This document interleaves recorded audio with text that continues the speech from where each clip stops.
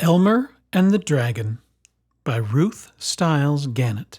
Illustrated by Ruth Chrisman Gannet. Chapter 1. Tangerina. Into the evening sky flew Elmer Elevator aboard the gentle baby dragon, leaving Wild Island behind forever.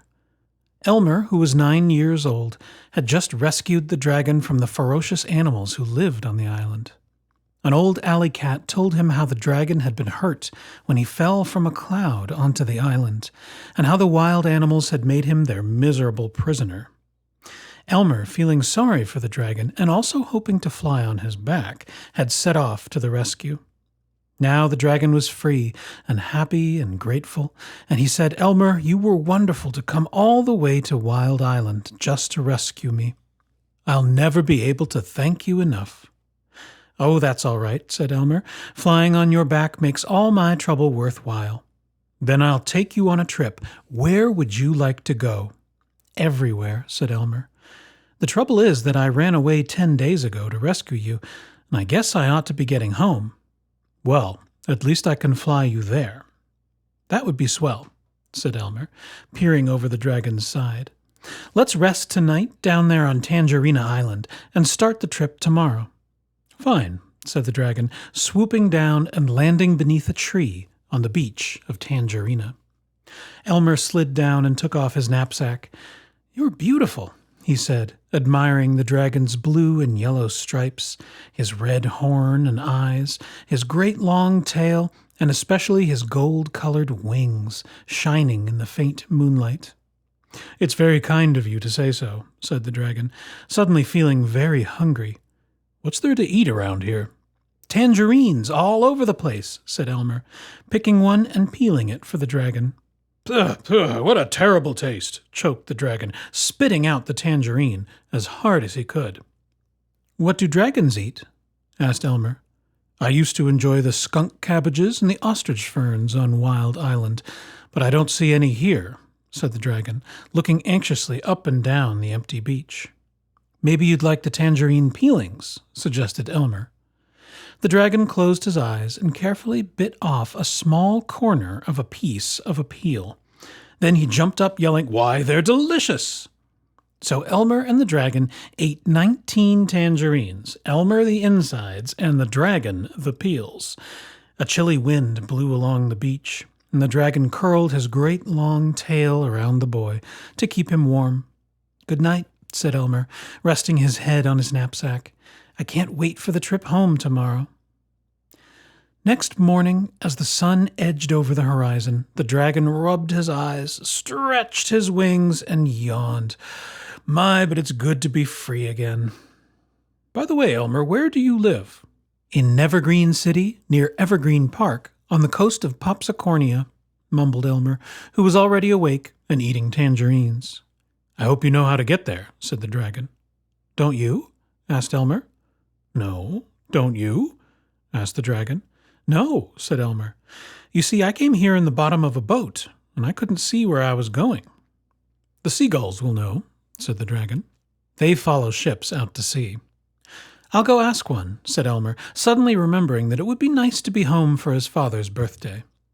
He walked down to the water where a very old gull was blinking at the morning sun. "Excuse me," said Elmer, "but did you ever hear of Nevergreen City?" "Of course," croaked the very old gull. "I lived there before I followed a ship to Tangerina, but I wouldn't dream of going back now." "That's very interesting," said Elmer, "but would you know how to go if you did want to?" "Certainly," answered the old gull, pointing his right wing toward the ocean. "Just fly in exactly that direction until you get there." Elmer took out his compass and found that this direction was west-northwest.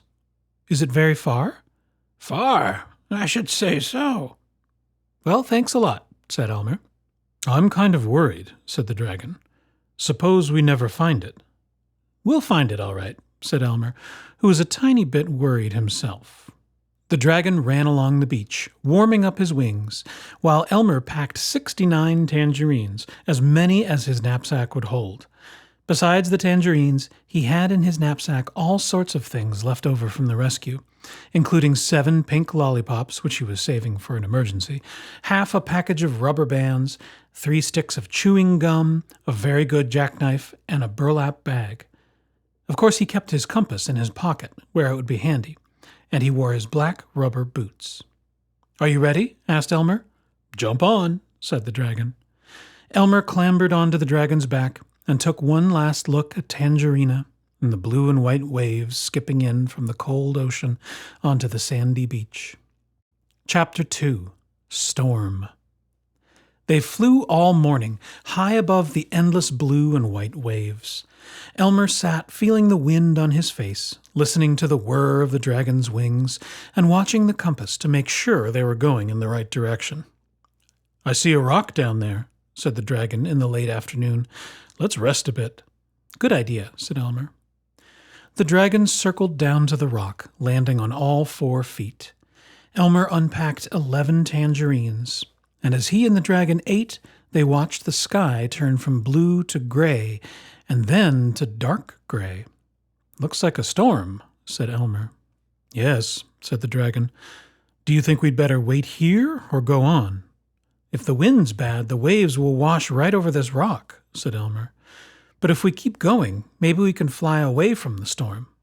"Let's hurry on," said the dragon, and up they flew, while the waves grew whiter and wilder. "I felt a drop of rain," said Elmer, looking up at the blackening sky. Suddenly a ferocious wind rushed up from behind, pushing them forward faster and faster.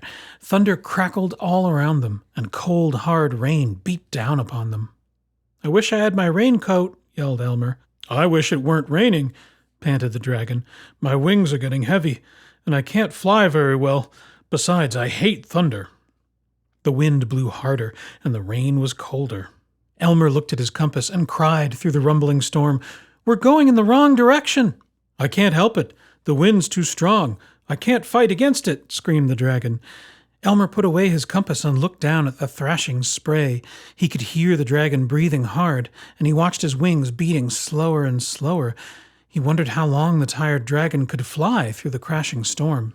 "I can't go on," puffed the dragon, and he sank through the rain nearer to the cold, wild water.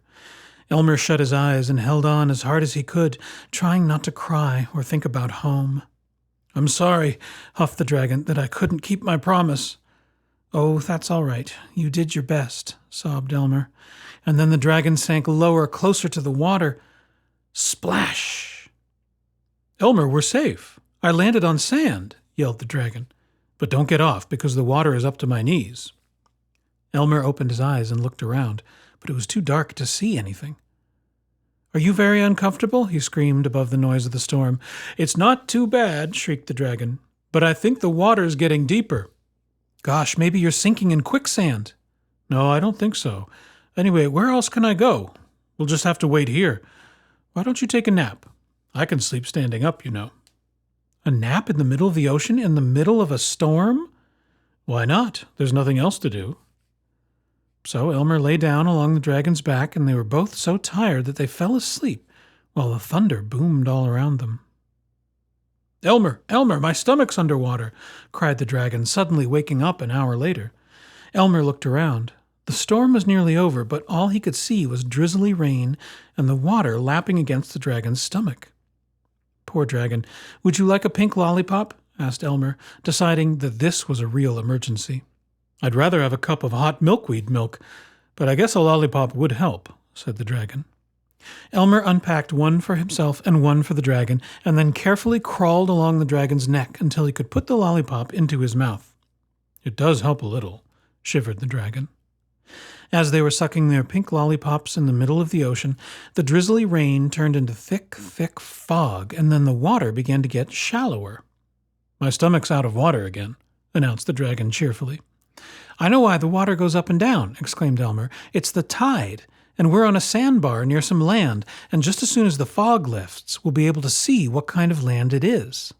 "I hope it's dry land," said the dragon. All night the water got shallower and shallower, and Elmer and the dragon were too excited to sleep. Finally, as the sun rose, even the dragon's feet were out of water, and the fog began to rise. Chapter 3. The Sandbar.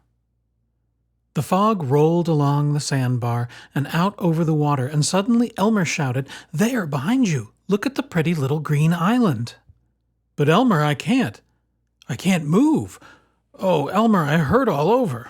The dragon grunted and groaned and strained and struggled, but he was too stiff to move at all. "Elmer, do you really see dry land not far off?" "Nice, near, dry, green land, and the water's shallow all the way. Are you sure you can't move?" "I'll try again.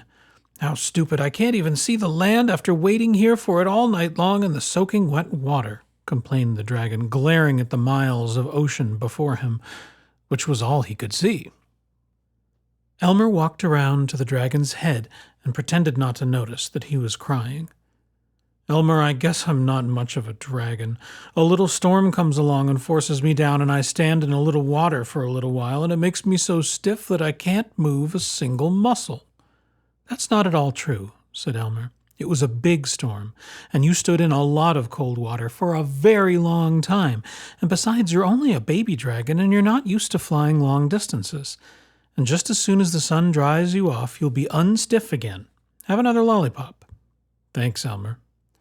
"But you'd better get unstiff pretty quick, because the tide will come in and you'll be up to your stomach in water again." "No, no," whimpered the dragon. "Well, I'll hang on your neck and see if it will bend," suggested Elmer. He jumped up and caught the dragon's neck.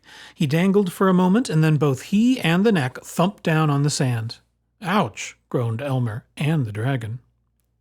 "Now can you see the island between your legs?" The dragon carefully curled his head under to look, and then he shouted, "I see it now, Elmer. It's really there. What a lovely little dry island. Now help me limber up my right front leg."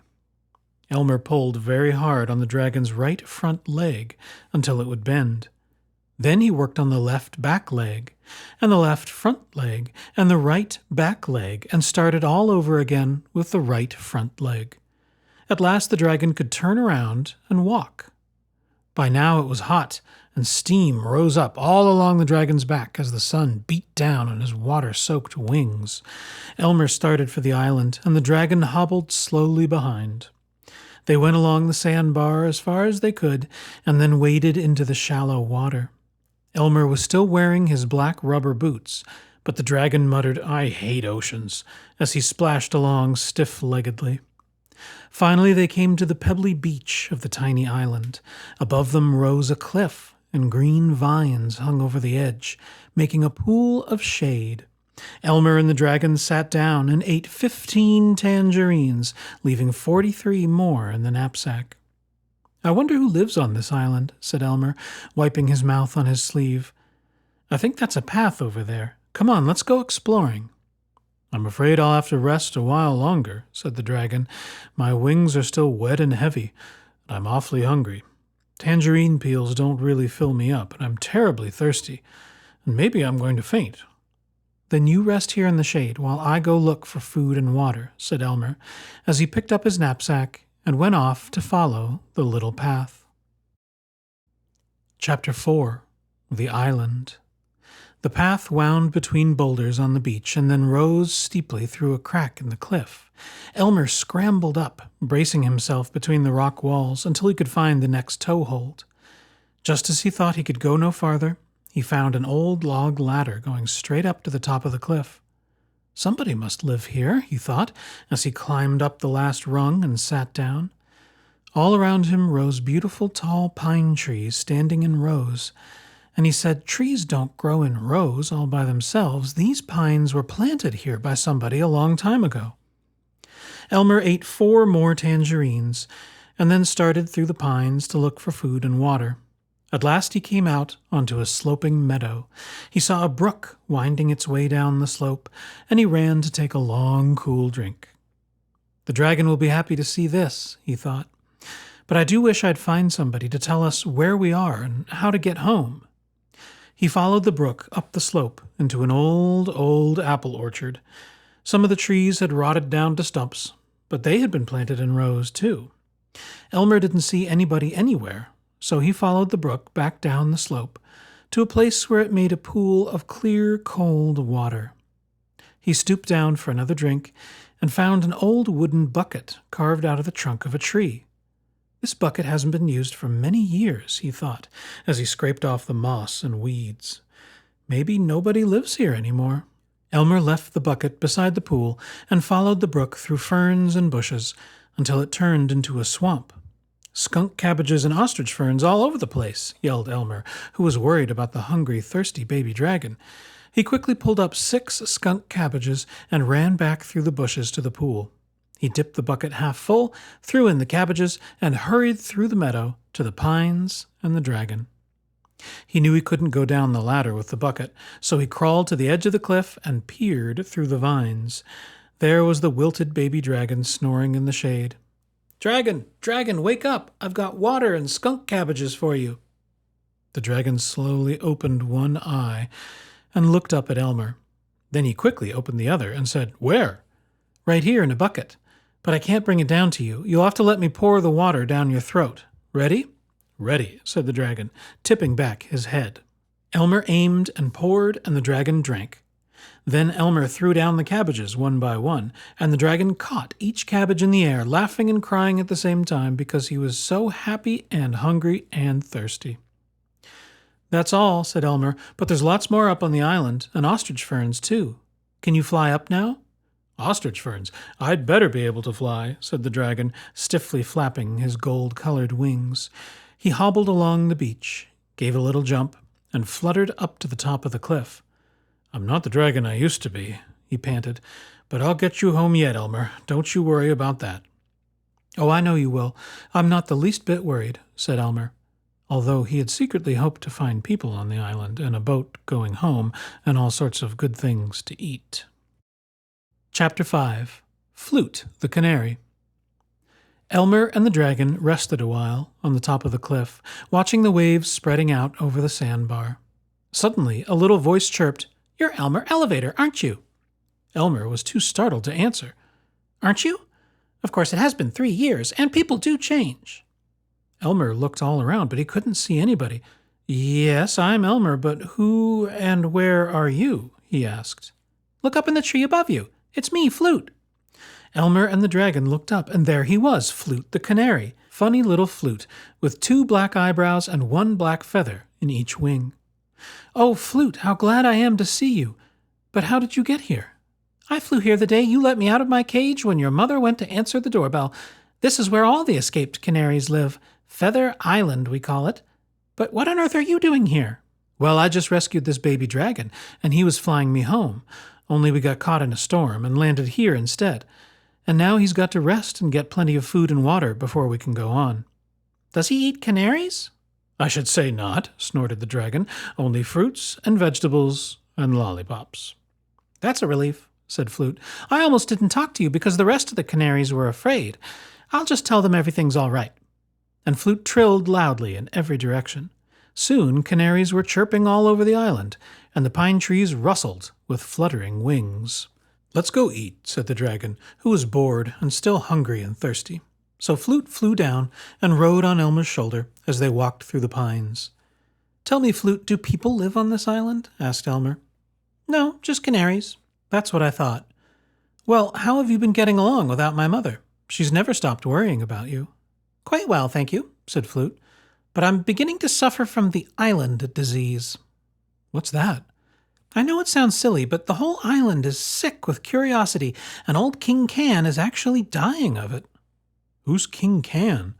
asked the dragon, becoming somewhat interested. "He's the king of the canaries. He's really King Can the 11th.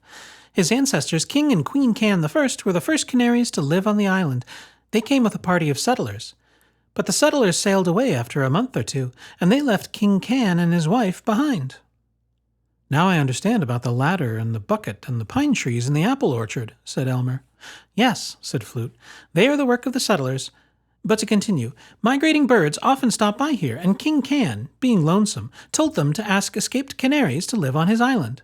But even after many canaries had come, he was never well or happy. And when the other birds asked, 'Why not?' King Can would answer, 'I'm dying of curiosity.'" Pretty soon the other canaries grew curious to know why he was so curious, but he told the reason only to his eldest son, and so they all grew sick with curiosity. Finally, when King Can the First was a very old canary, he did die of curiosity, and his eldest son became King Can the Second. "Skunk cabbage! I smell skunk cabbage!"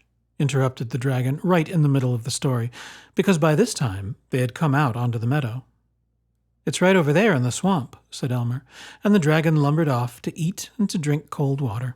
King Can the Second, the Third, the Fourth, the Fifth, the Sixth, the Seventh, the Eighth, the Ninth, and the 10th all died of curiosity as very old canaries, and now King Can the 11th is sick with it, and the rest of us are sick too. I tell you it's an awful thing," continued Flute. "I suppose so," said Elmer. "I wonder what they could have been so curious about." "See, there you go, getting curious. What a great day it will be when this island gets over the plague of curiosity." "Maybe I could help King Can the 11th, suggested Elmer. "If he weren't curious any more, then nobody else would be curious to know why he's curious, and everybody would get well." "That's right," said Flute. "Let's go see the king. He lives in the biggest tree in the forest." Elmer yelled to the dragon that he'd be back soon, but all he could hear was loud munching and drinking noises in the bushes. Chapter 6. King Can the 11th. Flute perched on Elmer's shoulder, and together they went to the biggest tree in the forest. Flute flew up into the branches, and Elmer heard him chirp, "Good morning, Queen Can. An old friend of mine has just arrived on the island, and I'd like to introduce him to the king." "Is that your friend down there?" asked the sleek, tiny queen suspiciously. "Yes, he let me out of my cage back in Nevergreen City." "The king isn't feeling well, you know." "I know, that's why I want to introduce my friend. I think he can help the king, perhaps." "Well, I'll go see if he's receiving visitors. You wait here." Soon the queen flew back, all flustered. "The king will be down right away. I was really surprised. He's never before been so eager to see anyone." Elmer felt flattered, and quickly tucked in his shirt and straightened his cap. Suddenly the king flew out of the branches and landed at Elmer's feet. Elmer was disappointed. The king looked just like a canary, only bigger and fluffier than the others. "This is my dear friend Elmer Elevator," said Flute. "Hello, won't you sit down?" said King Can the 11th. "Thank you," said Elmer, squatting down on the pine needles. "It's a great honor to have you on our island," said the king. "It's a great honor to be here," said Elmer. "The queen said that Flute said that you might be able to help me. Is that right?" asked the king. "Yes," said Elmer. "I thought perhaps I could help you to find out whatever you're so curious to know, and then all the other birds wouldn't be curious to know why you're curious, and everybody would get well." Said the king. "Did you have some special plan?" "You'd have to help by telling me what's bothering you," said Elmer. "That's what I was afraid of. Why, this has been a family secret ever since my great-great-great-great-great-great-great-great-grandfather was a young canary. No, I couldn't possibly tell you," snorted King Can the 11th. "Then I can't help you after all," said Elmer, getting up. "I'm sorry I bothered your majesty about it. Goodbye." Elmer and Flute sadly started back through the pines. Just a moment," called the king. "Maybe we could work out something. I'm awfully tired of being curious. Yes, by gosh, I believe I will tell you. But don't you dare tell anyone else." "I promise," said Elmer. "Flute, go up and chatter with the queen. Your friend and I wish to be alone." The king whispered to Elmer, "You can't imagine how hard it is for me to tell you our family secret." "I'm sure it's extremely difficult," said Elmer helpfully. "Well, the secret is... Oh, I can't tell you now. Could you come back at sundown? I just can't say it in the bright sunlight." "I understand," said Elmer, "and I'll be glad to come back later." He called to Flute, who had been trying hard not to yawn in front of the queen, and together they went to find the dragon. "Well, did you see the king?" asked the dragon, who was resting comfortably beside the pool, his stomach bulging with skunk cabbages and ostrich ferns. "Yes, but now I'm really curious. I'm to go back at sundown, and then he's going to tell me the secret. It's a very old family secret." "I just can't stand it. I can't stand it," said Flute. "Oh, I'll be so glad to be rid of the curiosity plague." "I'll do my best," said Elmer, taking a long drink of water and settling down beside the dragon to eat 8 tangerines. Elmer and the dragon fell fast asleep, while Flute went all over the island, spreading the news and waiting for sundown. Chapter 7. The Secret. Wake up, wake up! It's time to see the king!" chirped Flute as the red sun settled over the meadow. Elmer opened his eyes and forgot for a moment where he was. Then he jumped up and put on his knapsack. "I want to come too," yawned the dragon. "You weren't invited," said Flute. "Neither were you, Flute, come to think of it," said Elmer. "Let's all go and see what happens," suggested the dragon. So off they went to see the king. He was waiting for them at the foot of the very tall tree, nervously hopping from one foot to the other, pecking at imaginary mosquitoes. "What's that?" he asked, pointing to the dragon. "That's my good friend, the baby dragon. I rescued him 2 days ago, and now he's taking me home." "I don't like him," said the king, feeling small and helpless. "Oh, yes, you do," said Flute. "Quiet, Flute. I guess I know what I like and what I don't." The dragon drooped his head and began to back away. "Oh, well," said the king, "come on back. If I'm going to tell the secret to anyone, it'll never be a secret any more, and I suppose you might as well know, too. I do wish it weren't such an old secret." Flute, the dragon, and Elmer waited quietly while the king looked at the ground, then up at the tree, and then down at the ground. "Treasure," he whispered so suddenly that they all jumped into the air. "At least, I think it's treasure, but I can't find out without your help." "Where?" asked Elmer. It's not very far from here," said the king. Elmer, Flute, and the dragon looked every which way to see where the treasure could be. "Oh, gosh, I guess I'll have to tell you where, too," said poor old King Can the 11th. It's buried right under this tree in a big iron chest." "What sort of treasure?" asked Elmer. "That's what I'm dying of curiosity to know," said the king. "So that's it," sighed Flute.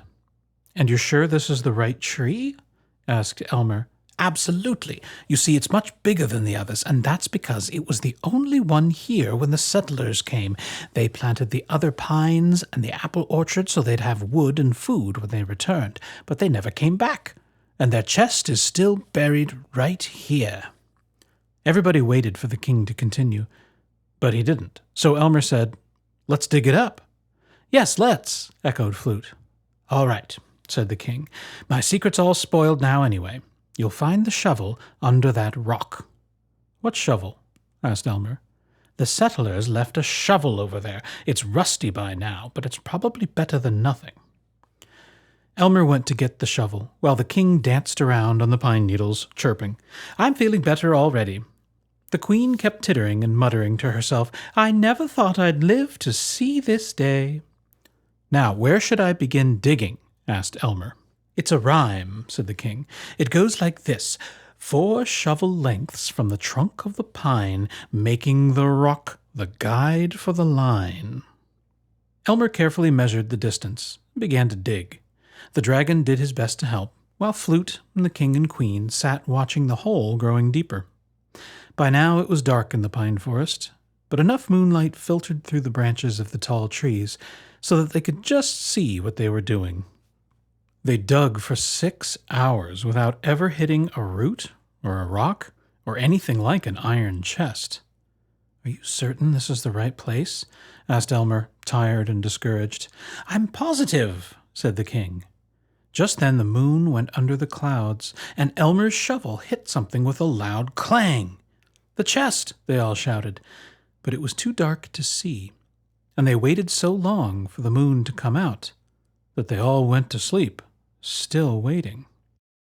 Chapter 8. Treasure. Flute woke up and trilled so loudly that he startled the king and queen and Elmer and the dragon wide awake. The other canaries had been up for an hour and were crowding around to see what was happening under the tree.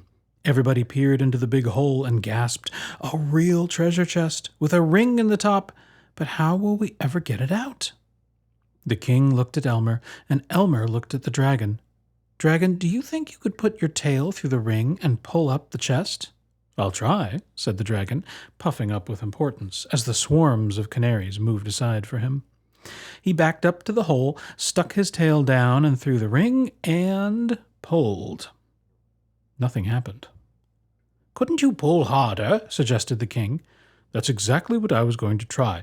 Just let me catch my breath," said the dragon, somewhat crossly. "After all, I'm not used to lifting heavy chests with my tail." He took a deep, deep breath and pulled very, very hard, and suddenly the chest moved. He grunted and strained and struggled and panted and slowly, slowly hoisted the chest up out of the hole.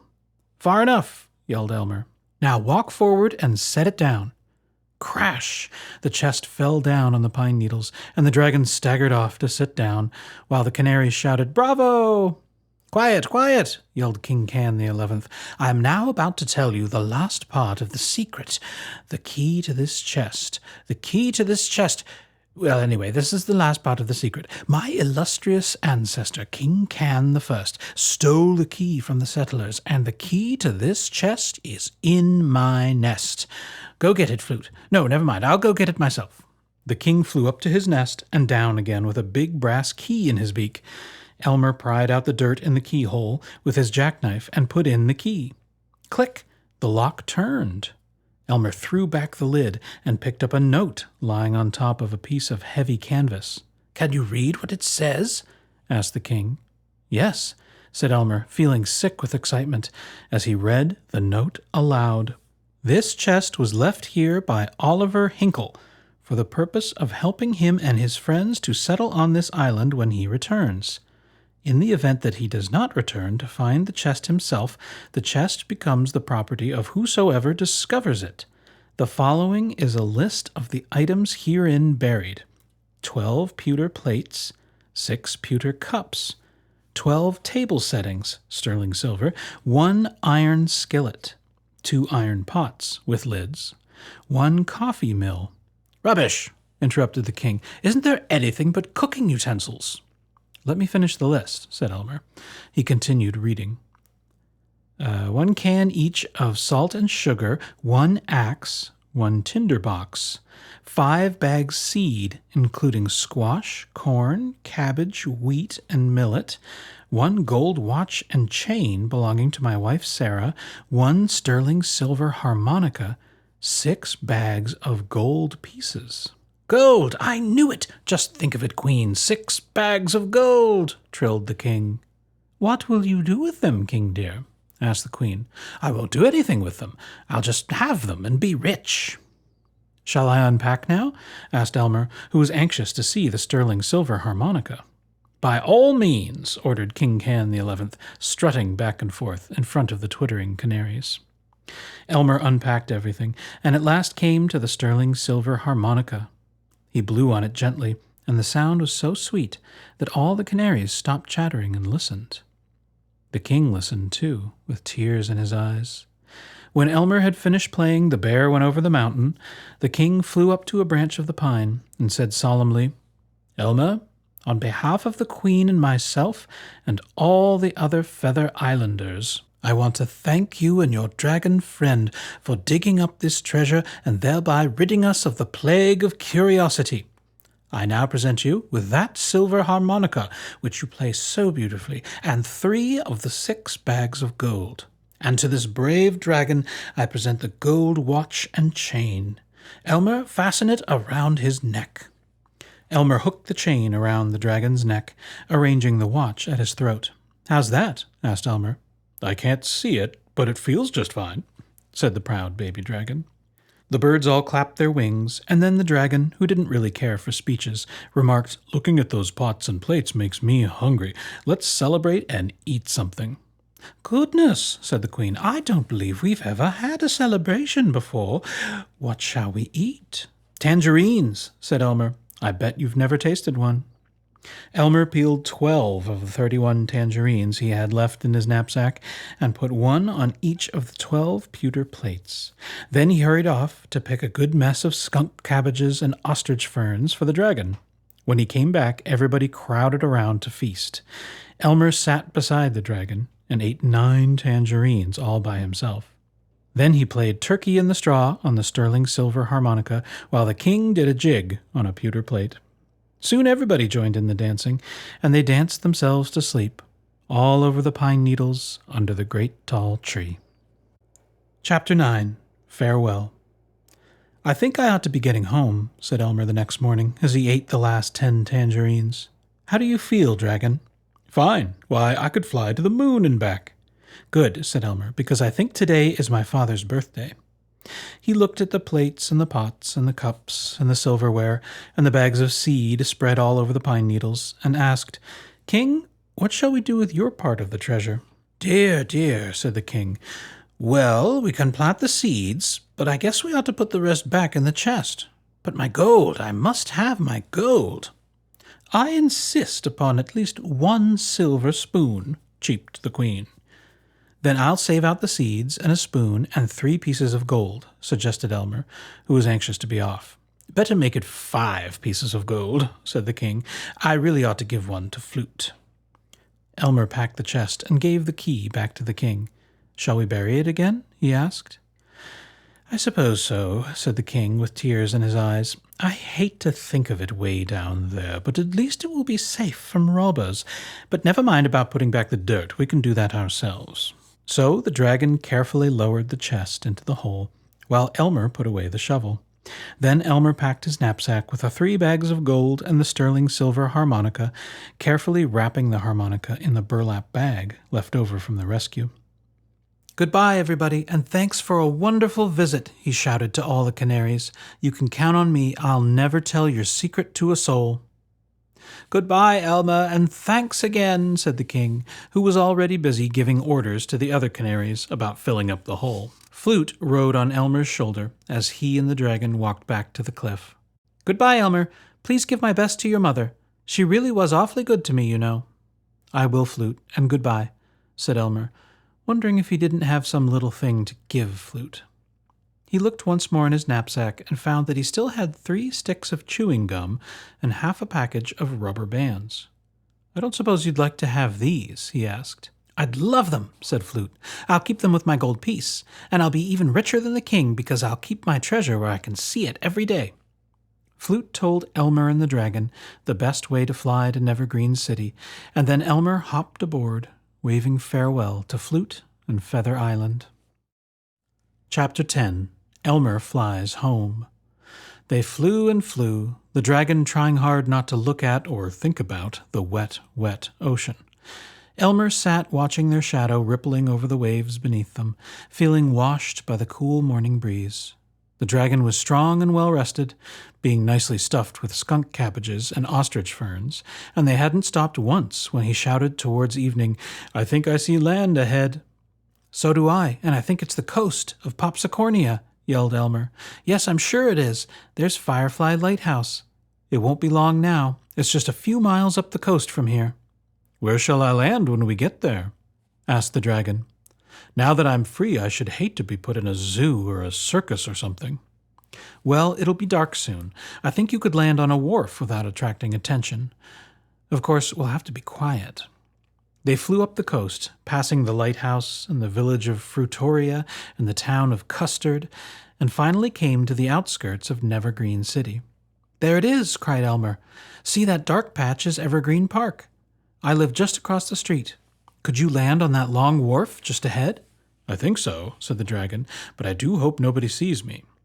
He circled lower and lower and landed gently on the end of the wharf. Elmer slid off and whispered, "Gosh, it was fun knowing you. I'm going to miss you and flying and everything. And thanks so much for bringing me home." "It was fun, wasn't it?" sniffled the dragon. "And I'll never forget how you came all the way to Wild Island just to rescue me. By the way, Elmer, I really think you ought to have this beautiful gold watch and chain. I can't see it on me, and anyway, I don't even know how to tell time." "Are you sure? I could give it to my mother. But haven't I got something you'd like to trade it for?" "Well, as a matter of fact, I was wondering if you still had some of those delicious pink lollipops." "I have 4 left over," said Elmer, getting them out and taking off the wrappers. "Would you like all 4 at once?"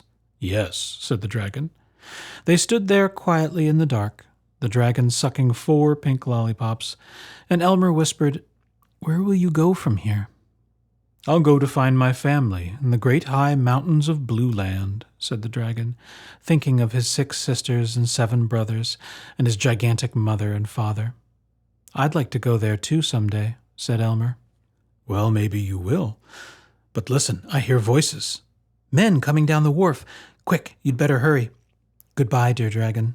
The dragon flew up into the darkness, just as 2 watchmen thumped by to make their rounds. Elmer hid behind a crate and heard one say, "Funny, I was sure I heard voices, and I know I heard something big flying just over our heads." "Look, 4 lollipop wrappers," said the other watchman, who had been searching the wharf with a lantern. Said the first watchman, and then they walked back down the wharf. Elmer followed them at a distance, and while they were telling another watchman about the lollipop wrappers, he ran as fast as he could, through the streets, through Evergreen Park, all the way home. He leaped up the porch steps 3 at a time, yelling, "Mother, Daddy, I'm home! Happy birthday!" Mr. and Mrs. Elevator rushed to the door and threw their arms around Elmer. "Oh, Elmer, how glad we are to see you. You don't know how worried we've been these past 2 weeks. Where on earth did you go?" "I had an important job to do," said Elmer, staring at the living room sofa. "Why, there's my friend, the old alley cat." "Yes," said Mrs. Elevator. "As much as I've always hated cats, I just didn't have the heart to turn her out. She came to the door the day after you left, and I kept thinking, Elmer loved this cat. I really ought to take good care of her. And do you know, I've grown awfully fond of her in just 2 weeks." Elmer rushed over to the cat and whispered, "I rescued the dragon, and he just flew me home. He was right where you told me he'd be." "You did what?" asked Mr. Elevator. "Oh, nothing," said Elmer. "By the way, here's your birthday present." Elmer gave his father the 3 bags of gold and played Happy Birthday on the sterling silver harmonica. "And here's a beautiful gold watch and chain for you, Mother." "But where did you ever get these things?" gasped Mr. and Mrs. Elevator. "That's a secret I can never tell," said Elmer, rummaging in the icebox for something to eat. The end.